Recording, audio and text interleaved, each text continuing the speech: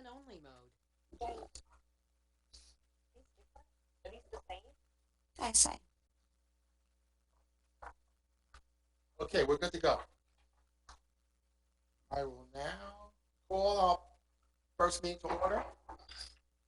Good evening, everyone who's participating in our virtual meeting this evening. The first meeting this evening will be it's Thursday, September 17th at 6:30, and we will be having our final budget hearing this evening. Should everyone stand now and join me in the Pledge of Allegiance? I pledge Pledge allegiance allegiance to to the flag the United States of America, to to the the republic republic for which which it is stands, one nation, nation under under God, God, indivisible, with liberty liberty and justice for all. for all. Thank you.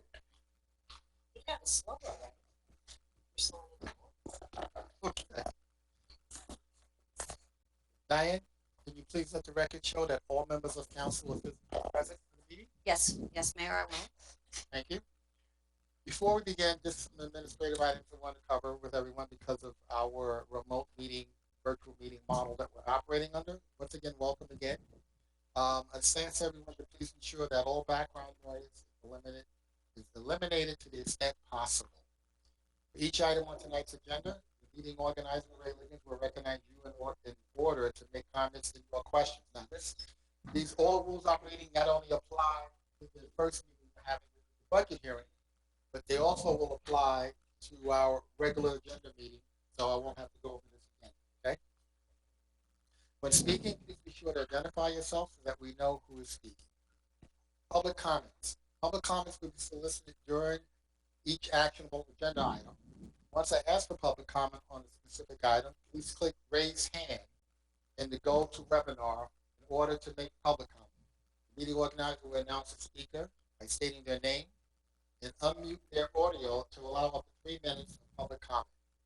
When called, please state your name again and address it for the record and proceed with your comments, speaking clearly to your device during your allotted time. Just a reminder also, before being individually identified, all members of the public will be muted. Do not use the chat function in GoToWebinar as this function will not be monitored during the meetings. As a reminder also, this meeting can be viewed live on Comcast, local channel 18, or streamed at www.royalpalmbeach.com/YouTube. With that, we will proceed.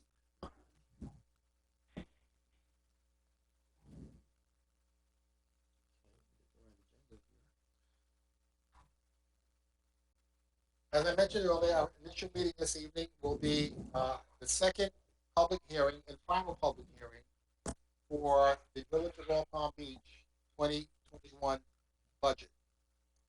I will begin by announcing that the proposed operating millage rate necessary to fund the budget is 4.97% above the rollback millage rate of 1.8291 mils. As I mentioned at the first public hearing, the rollback rate represents the rate that we would charge if we needed to raise the same amount of dollars that we raised in the prior fiscal year. So that is what that rate represents. I would also like to announce the proposed operating rate, millage rate is 1.9200 for our general fund for fiscal year 2021. At this point, I will introduce Stan Hoffman, our finance director, who will walk us through the budget. Stan, you're on. Mr. Mayor, there have been no changes to the budget document since the first reading.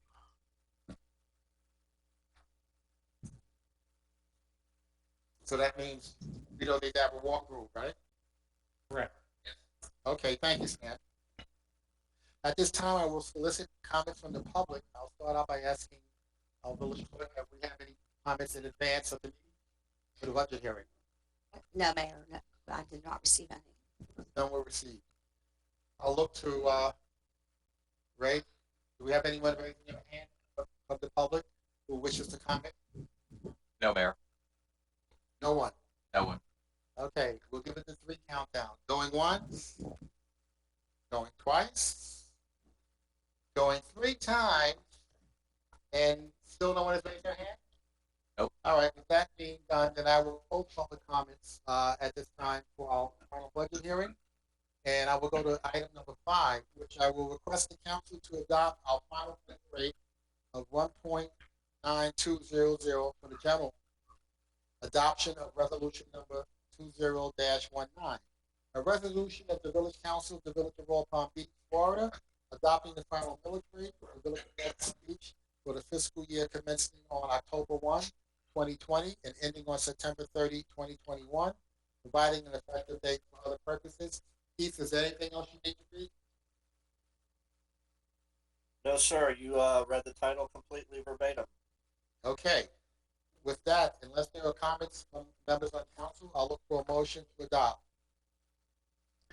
Motion to adopt resolution 20-19 with establishing the final millage rate of 1.9200 for the general fund. Second. We have a motion and a second. All in favor? Aye. Any opposed? We have no opposed. Diane, please let the record show that agenda item number 5 on our final budget hearing, adoption of the millage rate, was approved 5-0. Thank you. Item number 6 is an adoption of a final budget for the fiscal year 2020/2021. Adoption of resolution number 20-20, a resolution of Village Council of Village of Old Palm Beach, Florida, adopting its final budget for fiscal year 2020/2021, providing that the budget hereby adopted may be adjusted or modified by subsequent resolution of the Village Council under certain circumstances, providing a conflict clause and survivability clause, and providing an effective date for other purposes. Keith, is there anything else we need to add to that? No, sir. Okay, with that being said, if there are no comments from members on council, I'll look for a motion. I'll move to adopt resolution number 20-20, which is for the final budget for fiscal year 2020/2021. Is there a second? Second. Okay, we got 2 seconds. Okay, I think it was Richard. We have a motion and a second. All in favor? Aye. Any opposed? We have no opposed. Diane, please let the record show that resolution 2020 adopting the final budget for fiscal year 2021 has been approved 5-0. With that, unless there are any questions from members on council, that will close this public hearing, and we are adjourned from this meeting. And I will adjourn us immediately as we go into our regular agenda meeting at this time.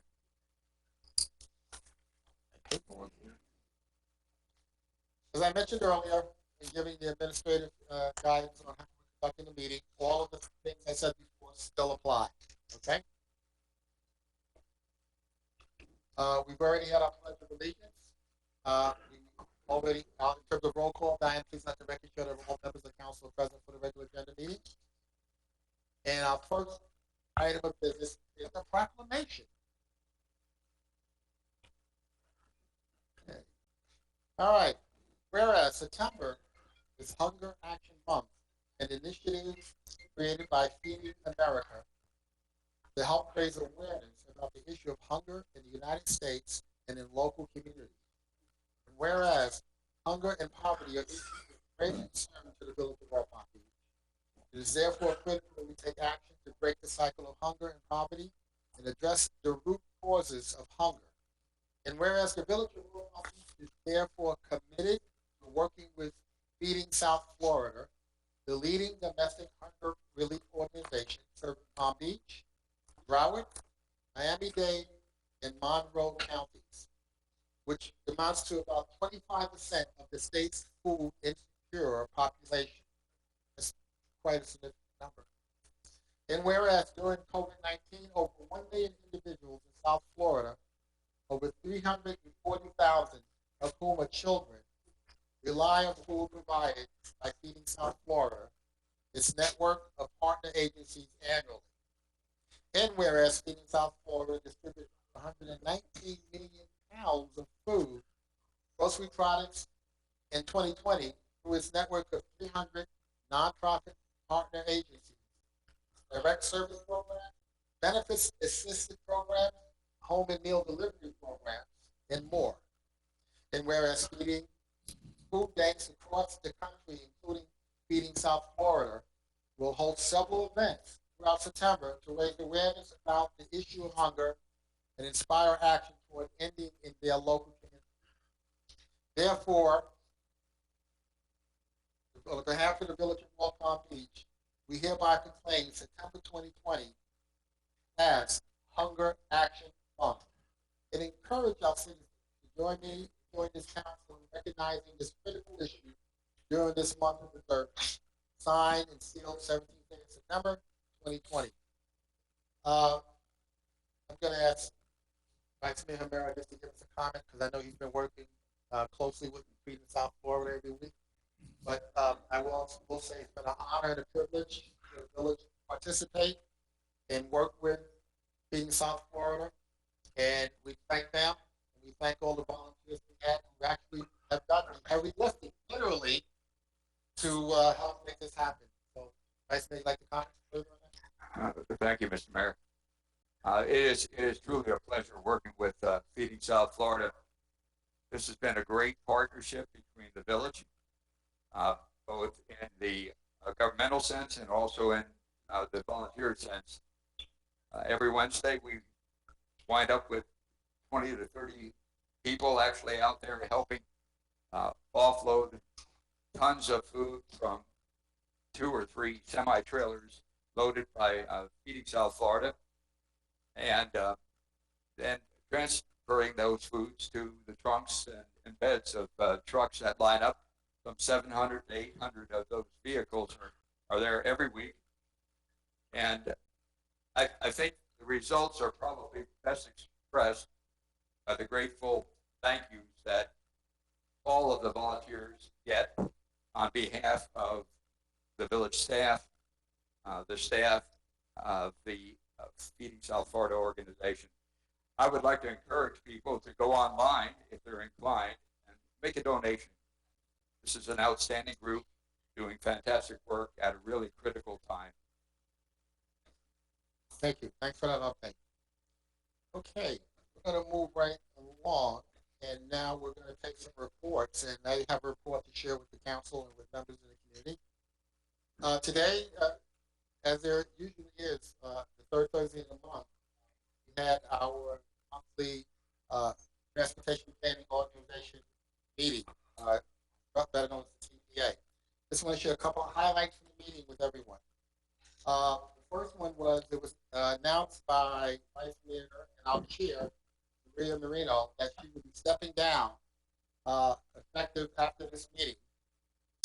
She's stepping down because she's running for District 1 of the Palm Beach County Commission, and that requires you to resign from the current elected post, which she is currently on the council for Palm Beach Gardens, so she's stepping down from that position, and therefore she will not be able to serve on the TPA while she's out of office. I will be assuming the chairmanship as vice chair. The ground rules are the vice chair moves up to chair, and the chair moves for whatever reason that may be. And that will be effective October 1. I'll be taking on that role. It is her intention. She is hopeful when she's elected to District 1 seat, the County Commission, that she gets appointed by the County Commission to return back to the TPA. So we wish her well and congratulate her. It was acting like she is going to in fact get elected. Apparently, her opponent is just a write-in candidate. So it looks pretty good. The real race for her was winning the Democratic nomination, which she did a few weeks back. So, I'm sorry, the Republican. My mistake. Doesn't matter. Republican, Democrat. She won.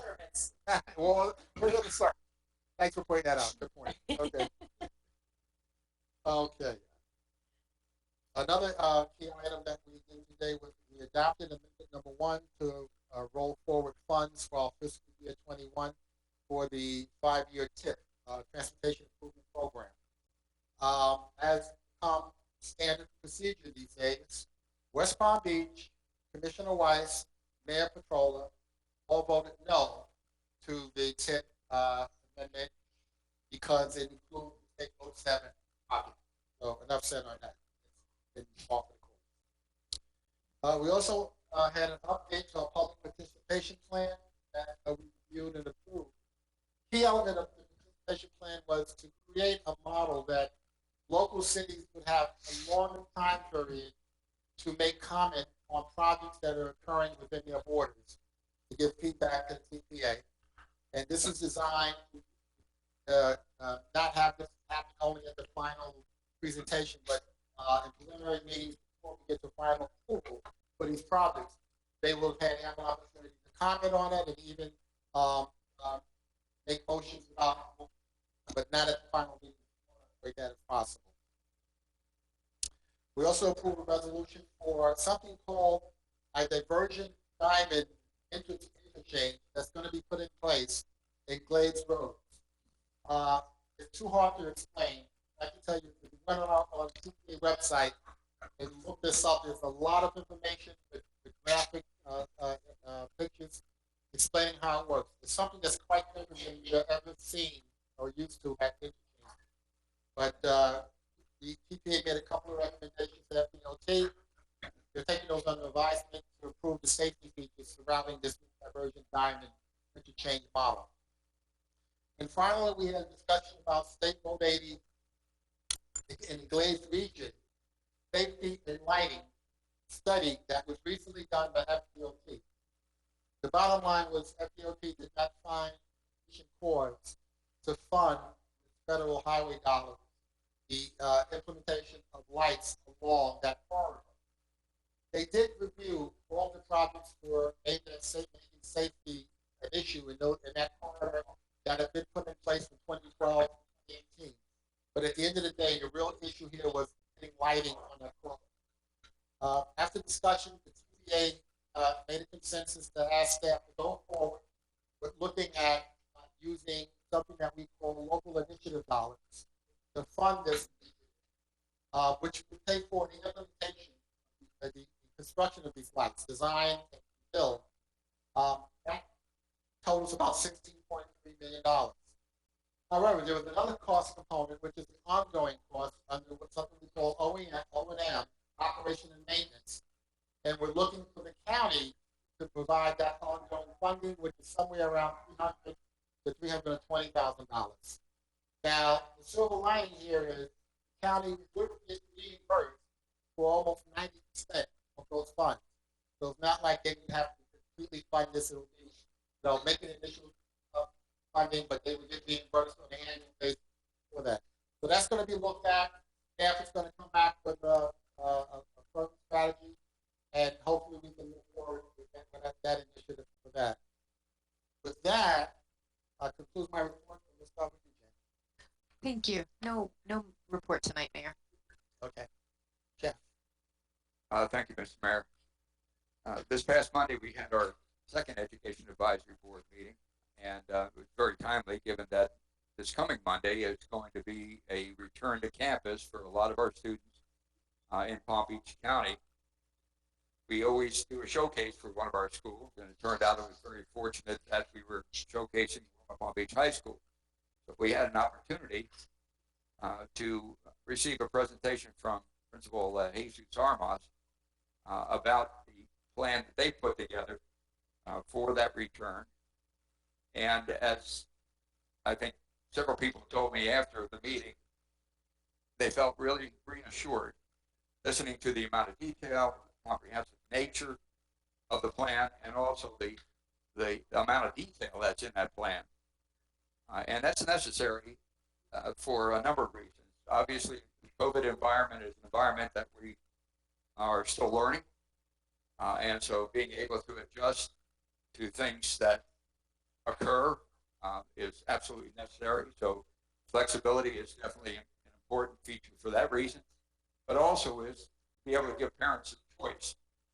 So right now, parents have the choice of either sending their students to the campus or in classroom instruction, or continuing with online remote instruction.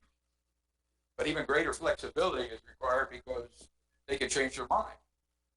And with a week's notice, can go from virtual learning to class learning. So you can imagine the challenge trying to plan for this kind of dynamic environment. One of the things that gave, I think, a lot of people confidence in Royal Palm Beach High School's management, and I think also all of our schools, is the amount of detail and in the plan. Dr. Arma showed us a spreadsheet that covered just about every aspect of school operations you can imagine, from student arrival to student movement around campus, instruction time, lunch, clubs, athletics, and even COVID assessments and how that would be done. He talked about things like traffic patterns, signage, sanitation, hygiene. He talked about the COVID environment in a level of detail. To give an example, one of the things he talked about was that it changed in their normal procedures, which you would expect. When buses normally arrive at Royal Palm Beach High School, the first buses get there about 6:45 in the morning. Normally, the students stay on the bus until the school doors open at 7 o'clock. But in order to spread out the arrival, the plan now is to have the buses unload as soon as they get there, to use multiple doors to enter the building, as they will to exit the building, to prevent gathering of large numbers of students. So it's a lot of that kind of detail covered, just to give us an example of the kind of planning they're doing. He talked about one-way hallways. He talked about classrooms with 6-foot separation, all students facing forward. And he went on to describe all of that. As I said, the biggest challenge really is the flexibility to make adjustments as they find need when they actually experience things that perhaps they didn't anticipate or see a need to make a change. One of the interesting aspects of the challenge is that even though the surveys were put out there to get inputs from parents as to what their desire was with regard to their students either continuing virtual or going to the classroom, they received only 1,900 of 2,419 student responses. So they've got almost 500 with no response. They really don't know what to expect for sure. And again, that's one of the reasons why there is a need for great flexibility. But as with Dr. Armas, as we've come to know him, he is very confident, and his staff is likewise, and they're really excited about getting the kids back into the classroom. They really are, and that's that driving all of this with appropriate caution and safety measures. I think it's going to turn out to be a good experience. Just one other thing I wanted to mention to you. He started off with a little bit of review of his 11 years at Royal Palm Beach High School. And one of the observations he made was that he's only missed 2 education advisory boards in that entire period of time. And I'm going to take that as a compliment to the education advisory board that he finds value in it. But that's pretty extraordinary. And we've been very fortunate to have him lead that school. So It's been 11 years. 11 years. Time just flies. Wow. Mm-hmm. Outstanding. It's interesting. One of the challenges we were having with Royal Palm High School prior to his arrival was it was like a revolving door. Right. Principals. But you got it right. They got it right this time. They absolutely do. So Does a great job. that completes my report. Okay. Yeah, luckily we got the right guy at the high school. Since the mayor mentioned State Road 80, I just comment to people who don't typically travel on the south side of town. We really do have a considerable amount of construction going on, particularly at Crestwood and State Road 80. If you're not typically going in that area, be alert because numerous things have changed, and hopefully at the end of it, it'll make traffic flow much better and make that intersection, particularly heading south into Wellington, a lot better. But definitely watch out because it's easy to go astray with the barrels, and they moved one of the stoplights. So heading south on Crestwood, going into Wellington, you're stopping probably a good 20 feet back from where you used to. Right. So you got to pay attention to where the stop bar line is. And that's it. Okay. Selena? Good evening, everyone. Thank you very much to all of the first responders out there. It's been tremendous the amount of work that they've been doing for the last several months, specifically PBSO District 9 for us and our fire stations 28 and 29. So, excuse me, thank you very much. Wellington Cares is an organization in Wellington that helps the 65 plus community for free. They are expanding into Royal Palm Beach. So on a limited basis, just right now, they're providing a few services. So if you're interested in volunteering, your phone number is 561-568-8818. And right now they're looking for volunteers, and then they're going to start serving the Royal Palm Beach residents. And they do that for 65 and plus for free. Also, don't forget the census, because that is up the end of the month. So please, if you have not participated, please do so. Guardian Ad Litem, they did a presentation for us a while back. They are looking for volunteers. This is an organization that is the voice of the children through the court system. So if you're interested in volunteering with them, you can go to galpbc.org for more information. Thank you very much to the staff and everybody. We have a residence guide that's out there now, so please stop by and get it. And then they also did a card of who to call. So all of the important phone numbers are on the back there, from the village to the county, and emergency numbers. And driving in today, I noticed, since I've had quite a few conversations with residents about it, not only is the clock working on the corner, but the lights are on in the building. So it's very nice to see that there's a lot of motion going on over there. So that completes my report. Okay. Great. No report, Mayor. Thank you. All right. And Keith? Likewise, sir, no report. All right. Today's the 17th. At some point, we need to get clarity on, do we continue with this meeting protocol? And if it's not permitted, what do we do in terms of moving in a different direction? Sure. I even as late as just now, I've looked on the executive order website. Nothing's changed. No update beyond the end of the month. Historically, these extensions have occurred towards the end of the month that they're getting ready to expire. So I suspect we may see something next week, because the general state of emergency has currently been extended into November at this point. The notion of the fact that the county is moving into phase 2, is that relevant to this particular concern, this issue? It's relevant. It's not determinative. I'm aware of examples of jurisdictions that are moving back to, let me rephrase that. I've had jurisdictions that have been completely remote, even with the elected officials appearing remotely. I'm starting to see a couple that are moving in the direction that we have been in for a while now. But there are still social distancing recommendations. There are still public gathering recommended limitations, and although those may be beginning to get relaxed, they are still there. So I don't think going to phase 2 will definitively change that. A lot of the states have been in phase 2, and the virtual meeting allowances have been in place statewide. Right. Okay. Mr. Thank Mayor, you, sir. could I add something? Keith, you can confirm this, hopefully. I understand that the Palm Beach County League of Cities isn't going to do its usual annual ethics training this year, and that leaves us with the Florida League of Cities ethics training, and I think next session is on October the 14th. If I got that right? Virtual I class? think that is virtual. Yeah. Yes, virtual. I believe that's correct. I can verify that and send that verification through the village manager's office, but I will do that.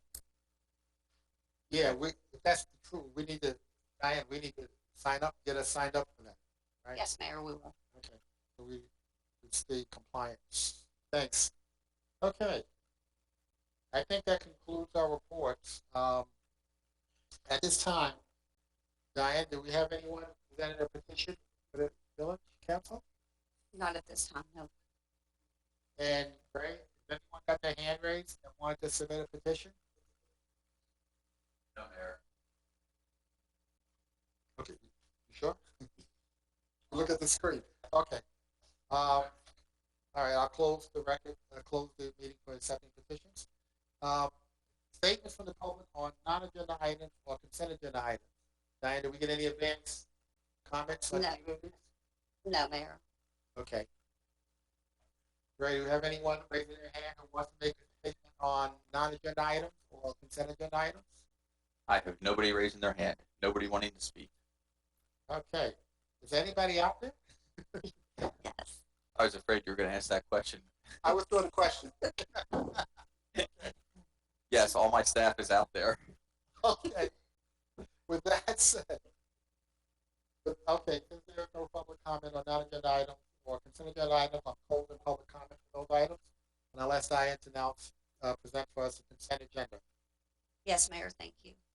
Number one, approval of the minutes of the council regular meeting of August 20th, 2020, and first public budget hearing of September 8th, 2020. Two, approval and authorization for the village manager to execute an addendum to extend traffic calming policy development services provided by Simmons and White for 2 years. Three, adoption of resolution 2021, a resolution of the Village Council of the Village of Royal Palm Beach, Florida, authorizing the village to enter into a local agency program agreement with the Florida Department of Transportation concerning the grant of federal funds for the construction of pedestrian lighting along the FP&L pathway from La Mancha Avenue South to approximately 1,000 feet north of Lansing Lane, providing authorization for the mayor to execute the agreement, providing an effective date and for other purposes. Four, adoption of resolution number 2022, a resolution of the Village Council of the Village of Royal Palm Beach, Florida, adopting a revised schedule of fees and charges, specifically repealing resolution 40-10, providing that this schedule of fees and charges shall be available for inspection at all times at the Village Hall during regular business hours, providing an effective date and for other purposes. 5, approval of bid award and authorization for the village manager to enter into a contract with Horizon Air Conditioning Incorporated, the lowest responsible responsive bidder, in the amount of $45,076 for air conditioning monthly maintenance and $38,245 for scheduled air conditioning replacement units. The total fiscal year 21 contract amount is $83,321. Funding for the AC monthly maintenance is budgeted in fiscal year 21 Public Works operating budget, and funding for AC replacement units is budgeted in CIP 302 Fund Project PW21 AC. 6, approval of a special event permit for the Village of Royal Palm Beach to hold concert and movie night for Gourmet Truck Expos at Royal Palm Beach Commons Park every Friday night, beginning October 2nd, 2020 through December 18th, 2020, from 5:30 p.m. to 9 p.m., alternating between concerts and movies each week. And 7, approval of a special event permit for the Village of Royal Palm Beach to a green market and bazaar at Village Hall every Saturday, beginning October 2020 through April 30th, 2021, from 9 a.m. to 1 p.m. Okay. I just like to make one comment on these items, item 6, for example, and item 7, and as well as the all these activities. Ray, can you just comment on the protocols, and we're going to make sure that we're doing this in a way that's consistent with CDC guidelines, protocols, etc. Yeah, can we pull wanna 6 pull? and 7? 6 and 7. Pull it. Good idea. Right. All right. Yeah, That's good. All right, so I'll look for, if there's no comments on other, items on the agenda, I'll look for a motion to approve the consent agenda without item 6 and 7. Second. There a motion and a second, all in favor? Aye. Any opposed? We have no opposed. Diane, please let the record show The consent agenda items 1 through 5 were approved 5-0. And with that, I'll turn it over to Ray. Thank you, Mayor. First, I want to explain a little bit something about COVID-19. We're not going this next phase of having events because we're seeing the end of COVID-19. We're not. What we're doing is we're learning how to live with COVID-19. As the health director told us way back in March, the public is at risk until there's a vaccine. Well, there's not a vaccine, so the public is still at risk. If you look at how many people have tested positive for COVID, it's only 2% of the population. If you look at the studies, the estimate of population of the United States is only 6% that has had it. So that's not a large amount of people. There's a lot more people that can get this. So this is not about where we're going from this point forward with opening the schools, with all the things that we're doing is not thinking that COVID is somehow less than it was a few months ago when we were completely locked down. What it's more about is how do we do these things with COVID? So that's where the CDC guidelines come in. That's where guidance from the county, guidance from the governor's office, guidance from the health director come in. Like we feel with the 10-acre lawn that we have, that we can hold concert nights and movie nights and meet the CDC guidelines. The rules that we're going to have in place is when you come to the Great Lawn, we're going to ask people to be no groups no larger than 10 feet away from each other, and if the group have members outside the family, to wear masks. We're also going to ask people to wear masks whenever they're in the Great Lawn, up and walking around. So they're the, and we'll have signs all the way around the Great Lawn as you're entering into it. You won't miss a sign to be able to read these rules. We do think that we will have to enforce because this is outside. It's not what people are used to wear masks. Be forced to wear masks outside, but because we have the number of people there, we are going to enforce it. We will have to ask people if they're not willing to wear a mask as they walk around. If this is something that becomes so popular that we can't meet the CDC guidelines, then we're going to have to regroup and do something different.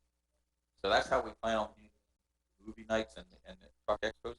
We are planning it every Friday throughout the fall and winter season, and we'll have movies that are theme specific. So obviously at the end of October we'll have a Halloween movie. Around the holidays we'll have holiday themed movies, and that's what we're looking at doing. Okay. Richard? Yeah, when I saw these two items, it looked like we were going back into, as the manager said, in a responsible way, some village events, all of which were outdoors. A couple of things jogged my mind because we have Veterans Day coming up, and right after the new year we have Martin Luther King Day. Last time we did both of them, and it's always been this way for MLK Day, we do it indoors. I don't think it's a particularly good idea to do things indoors, especially until we get a handle on COVID. However, I don't see why we couldn't do Veterans Day at Veterans Park like we have most of the time. And I would think it'd be a good idea to contact CAFSI about possibly doing MLK Day at either Veterans Park or Commons, whichever is workable, so that we can have the social distance protocols and actually have the events. I mean, having events is kind of difficult because we don't know what we're going to get, but we do have the kids going back to school, and I think that's probably going to tell us a whole lot. So I would suggest, I don't know if there's consensus or not, but that the two I identified were Veterans and MLK Day, that we might want to go ahead and see if it's feasible to do those, but in an outside venue in the park. Want to comment on that? You want to take some time and have your staff take a look at it Right. and come back to it? We have had conversations with American Legion on the Veterans Day, and we're wanting to plan of an event for November 11th in the evening, 6 o'clock in the evening at Veterans Park. We think we can control that area. Of course, the band won't be as big as it's been in the past because anybody on the stage will have to be social distance. And again, we're going to ask the groups within the amphitheater area to stay 10 feet away from other groups and wear masks when they're up and walking around, and maybe just keep their masks on the whole time. We think Veterans Day, based on the previous outdoor Veterans Days that we have, we could do that at Veterans Park. We have not had a conversation with CAPSI about MLK. We can do that though. Okay. Just one other point on Veterans Day.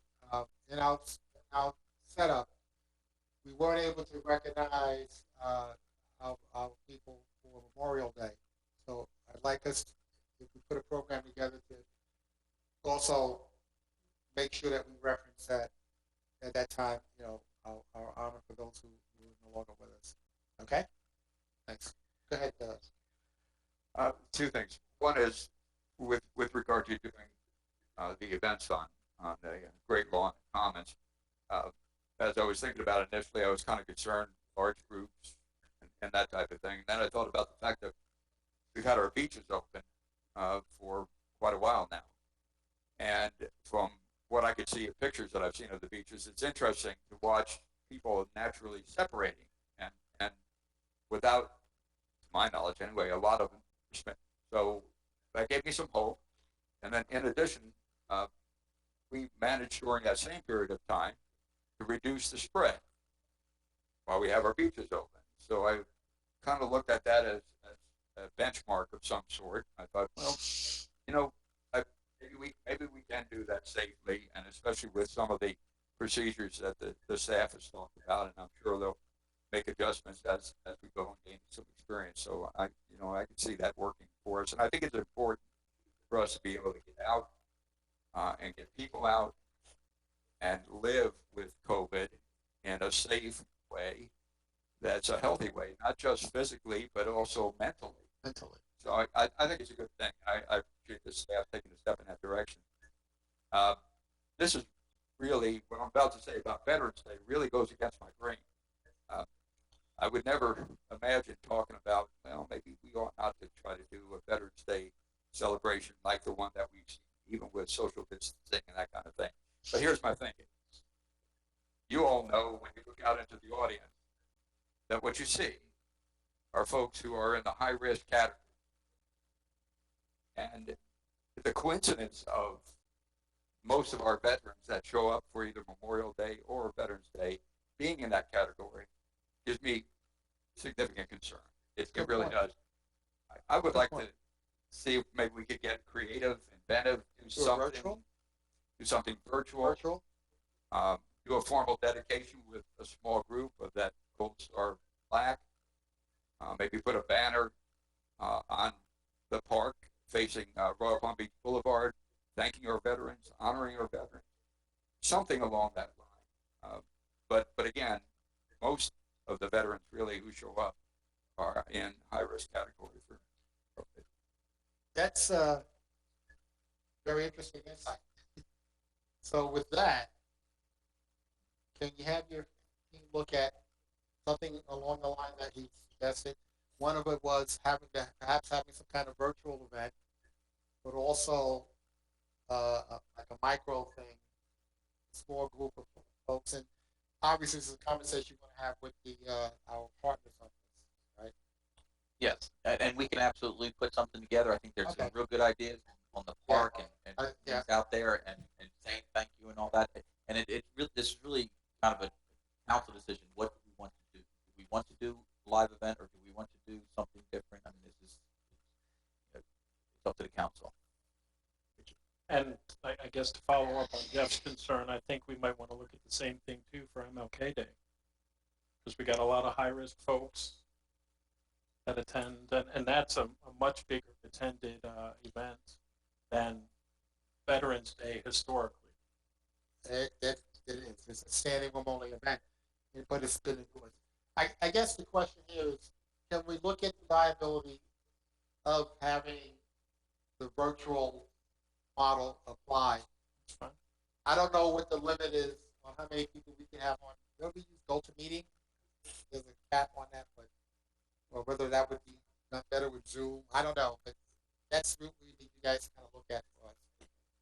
Well, I think Councilman Herrera, what he brought up was we did have the Gold Star plaque put out there, and it was during COVID, so we've never had. So, I can always get with We could have a small service with a- in the back. Yeah. get with our media guy and Right. put a little video together and have some kind of like dedication like that, Right. and then put that on our TV as kind of a tribute to the veterans. Okay. And I like the idea of decorating Veterans Park in such a way where it's Yeah, we can it's do kind that. of like out in your face when you go down Royal Palm Beach and thanking vets. I think that's a Yeah. great idea. Okay. All right, so you can put some meat around those bones for us. Yes. Selena, you want to speak? So two things. Number one, since MLK Day or the event is a CAPI event, we'll let them tell us particularly before Well, yeah, and that's what he's going to do. He's going to reach out to them. right, and see what they've already planned. Well, They already have something. the notion right now, the going in position is we don't want to have any events like that indoors.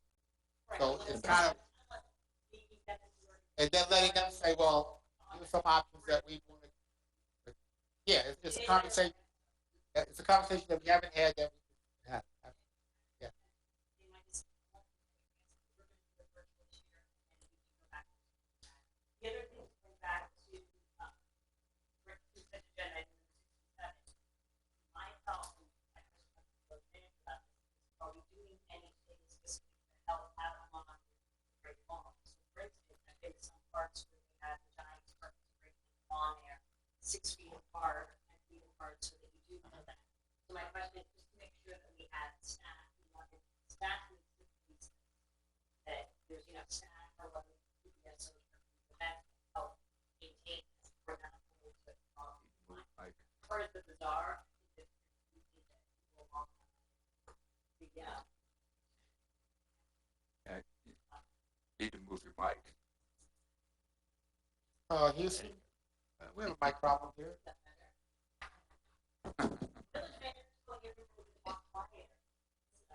So, But so my two things were the Martin Luther King celebration was like last night was as far as agenda consent agenda item number 6. Since we're not doing clear markings of what or 10 feet if we have enough staff. Are you getting? Excuse me. Are you getting any information from people listening in about audio not being good? No. Okay. Well, Lou Recchio asked about or mentioned MLK or veterans at Commons Park because it's a larger space and all that. But that I think I've heard you loud and clear on Okay. Veterans Day. As far as MLK, we will get with. I mean, it is CAPSI event, co-sponsored by us. But they do run the Right. event. So Okay. I think we'll start with the conversation. Dan, I don't know if you had your hand up. I didn't, but I will just say that I'm in agreement that we move slowly and offer these events, making sure that we're safe and our community is safe. And I love the creativity around really trying to honor our vets and MLK in a way that's different, that really honors them, but yet we can still have a service or a presentation or a memorial. Okay. All right. There are no further comments on consent agenda item 67. I'll look for a motion. second. Okay, we have a motion and a second. All in favor? Aye. Any opposed? We have no opposed. Diane, please let the record show consent agenda items 6 and 7 was approved 5-0. Okay, with that, we'll move to the regular agenda. Regular agenda item R1 is a public hearing for the second reading and adoption of ordinance number 1005, amending chapter 17, offenses and miscellaneous provisions at section 17-13, public parks. In order to modify the hours of operation for public parks in the village to be consistent with existing policies and procedures, and I think Lou, are you on?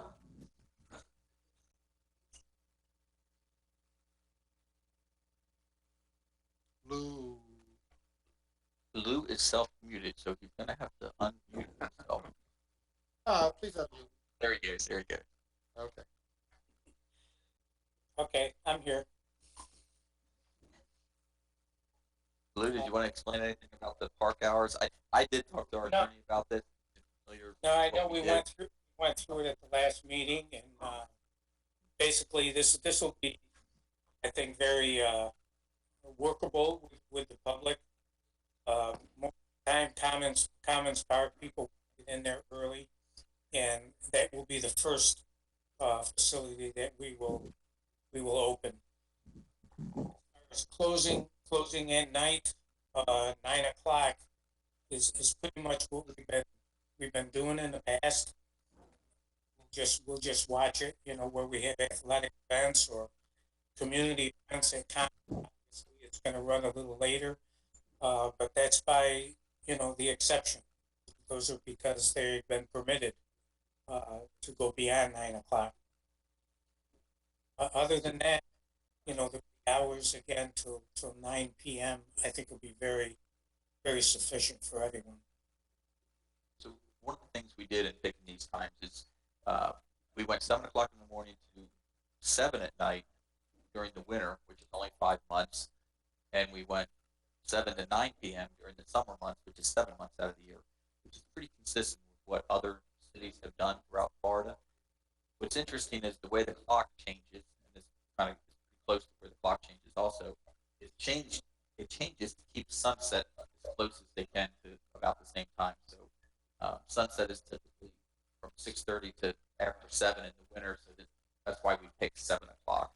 And in the winter, in the summertime, closer to 9 o'clock, and when it's dark, and anywhere after 5:36 in the winter when we don't. So that's why we picked the 7 and 9, kept the morning opening at the same time. Just a comment on the time changes.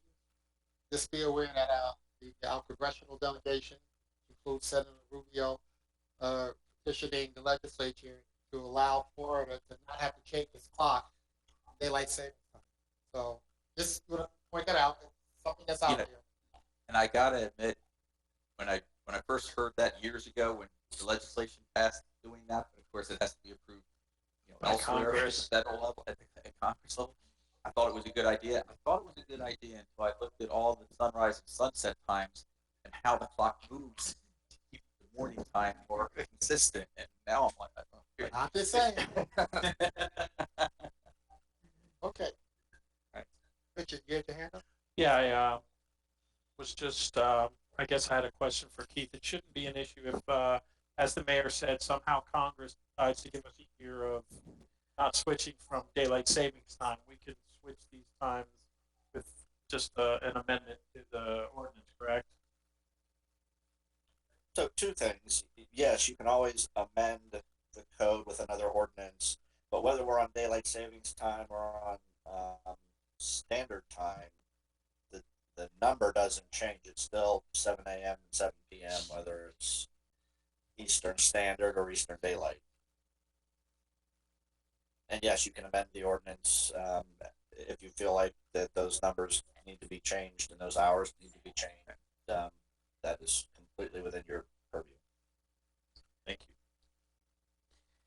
And I will say the goal of this is not as much to have parks open and closed during daylight or dark times. It's more so to have definitive times of when the parks are People open and know. closed. Yeah. People know what time it is. Did you want to speak, Slim? I did actually.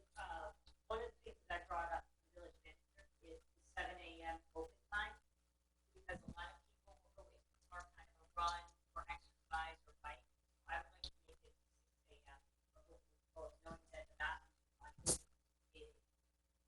Because I don't think if you're going to be working 8, so we need to be lenient about it, but a lot of residents will follow the rules. I'd rather give that extra time. So you're suggesting 6 a.m. open instead of 7? You want to comment on that? I mean, it's fine with us. The bathrooms won't be open, obviously, but they weren't going to be open at 7 either. So the idea of opening at 6, it does make joggers running neighborhood parks not illegal. And all our concern was having definitive time, so whether it's 6 or 7 doesn't make a difference to us. Lou, you got anything you want to add to that? No, it's just, most of the parks definitely aren't gated. Commons is, Bob Marcello's is, but, 6 o'clock in the morning, it could still be dark out there. But walking into most of those community parks, again, it's wide open. It's not gonna make a difference to us, and like Ray said, the restrooms won't be open until after 7.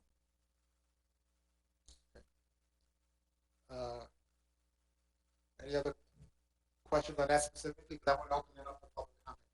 I just wanted to say I don't have a problem with 6 o'clock either. Okay. I don't either. I don't either. All right. Well, when we get a motion, we can fashion the motion. Just a question, to you, Keith. If we did that, it's just a matter of changing the motion. Do we have to do anything else? No, this will not affect the title of the ordinance and or the intent. But I think making that adjustment is a minor adjustment that's acceptable on second reading. Very good. With that, Diane, do we have any comments previously provided for this agenda item R1? No, Mayor, we don't. Ray, do you have any hands raised for agenda item R1? There are no hands raised. There are no hands raised. Going once, going twice, going 3 times. I'm closing public comment on agenda item R1. Unless there are additional comments from members of council for this second reading, I'll look for a motion with the modification for opening time, 6 a.m.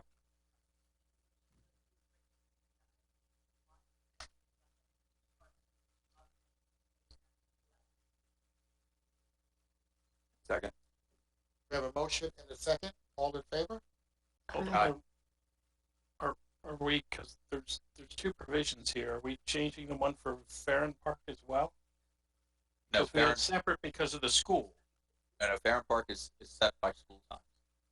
Okay, so then it's only affecting 1, not 2, or 2, not 1. Motion. Just to make clear, 'cause it's not all parks. It's all parks, I guess, but Farron. Correct.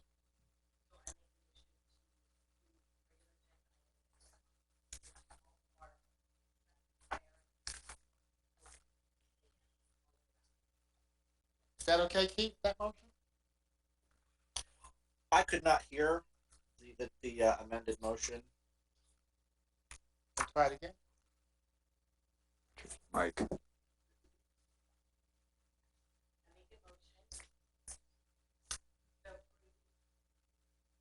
Regular agenda item number 1.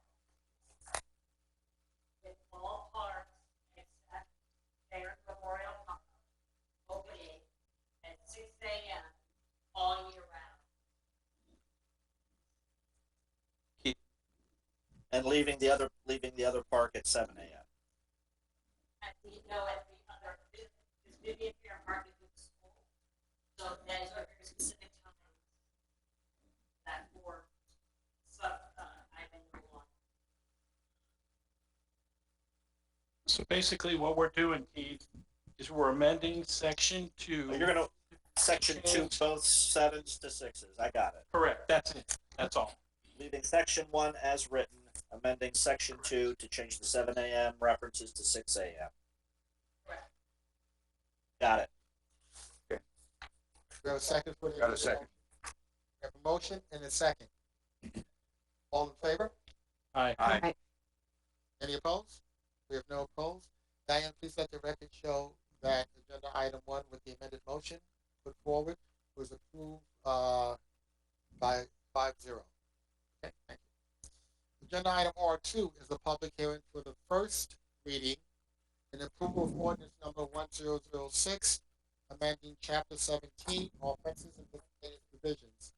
They had a new section, 17-15, Palm Beach County solicitation and distribution of public road ordinance.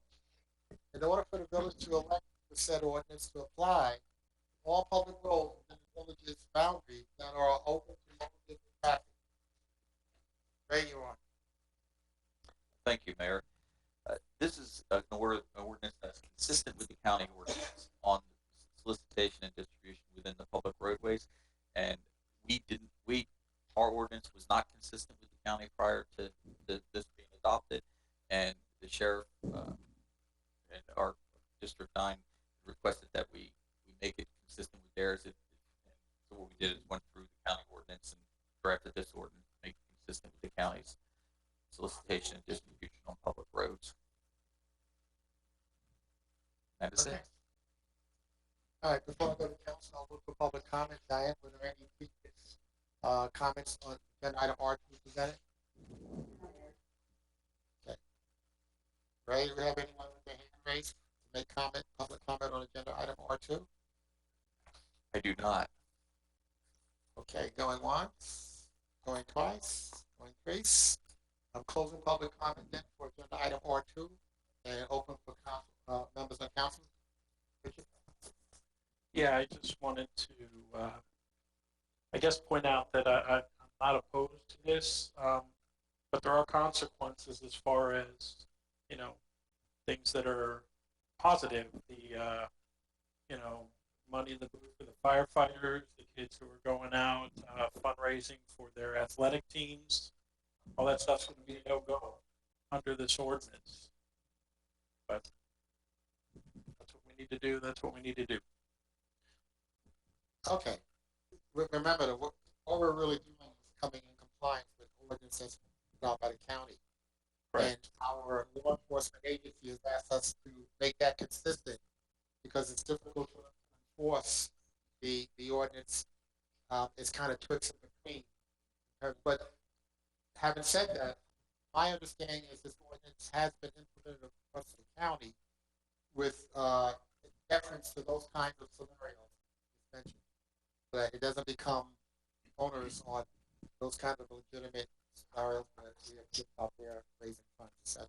That was my understanding of the implementation. No, Is that correct, Keith? That seems completely opposite of what I understand. I'm not aware of any type of anecdotal implementation of the ordinance in that regard. I think the mayor's original first comments were correct, and Mr. Valentes, your comments were correct as well. This has been in place in the county, but no, as I read it, this would make those activities unlawful. I can't speak to how the county. I don't have actual information on how the county may or may not have implemented it in any particular circumstance, but the text of the ordinance would make those kinds of activities unlawful. that is correct. That was my understanding as well. Right. Again, though, this is public road. So any other places in front of public or whatever, that's private. So that's Or they get permission from the. as long as they get permission. No more selling roses That's also on the correct. intersection or any of that too. Selena? All right, there's no further comments from council. I'll look for a motion to approve. I'll make a motion to approve regular agenda item number 2. Second. We have a motion and a second. All in favor? Aye. Aye. Any opposed? We have no opposed. Diane, please let the record show that a regular agenda item number 2 was approved for first reading by 5-0. Okay, regular agenda item number 3 is the appointment of 2 residents to the Planning and Zoning Commission, and I'll turn that over to Jen. Thank you, Mayor. First, I want to thank all the applicants who applied to volunteer on our Planning and Zoning Commission. We had 6 really outstanding applications. Really good to see, and I had the pleasure of talking to each one of them, except for one that I could not get a hold of, unfortunately. But we are fortunate in this village to have several smart, open-minded, skilled, caring people who not only love the village but want to give back, and that, you know, that's warm and heartening.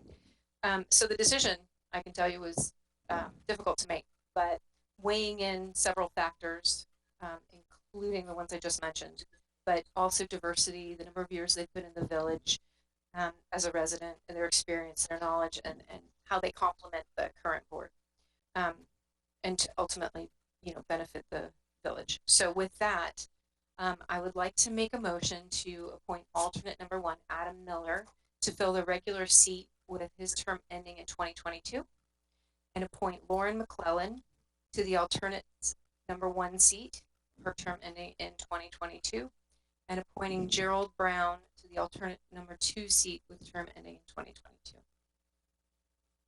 Okay, we have motions here, second. Second. We have a motion and a second. All in favor? Aye. Aye. Any opposed?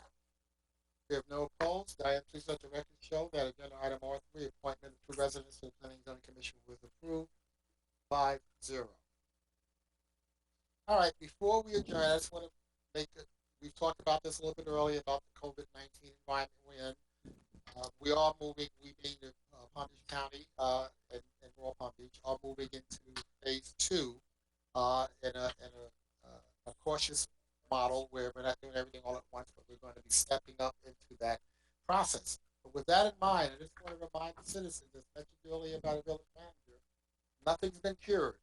Okay, we've seen the positivity rate and the level of the rate of infections declining, and that's primarily due to every one of you doing your own due diligence, keeping your guard up, following the ground rules that have been established so you and your families are remaining safe.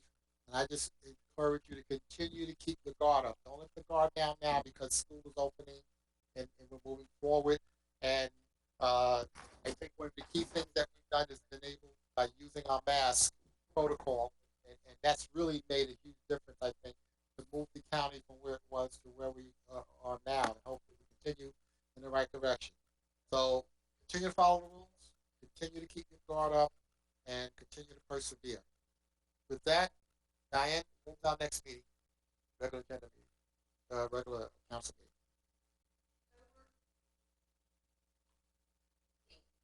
Okay, our next regularly scheduled meeting will be October 15th, unless we need to schedule something sooner for an emergency situation.